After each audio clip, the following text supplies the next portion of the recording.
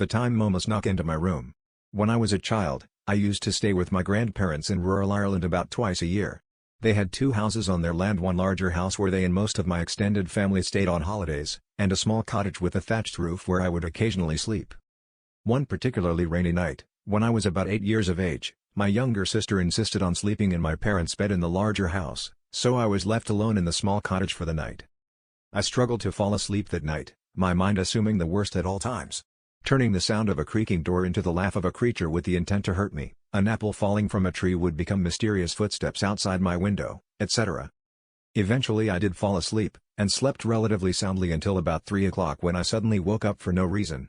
Like the reaction to a nightmare about to climax but without any nightmare. I sat up in bed for a while, gathering myself and trying to calm down again. At this point, there was intense lightning and thunder. 8-year-old me being afraid of the dark, I tried to reach for my bedside light but I couldn't find it.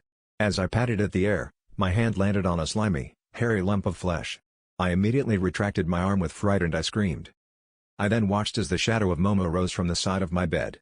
I backed up to the wall and screamed as the mother bird clambered over the side of my bed and walked towards me slowly. Luckily it was all a dream, as otherwise I would be dead. From the screen, to the ring, to the pen, to the king,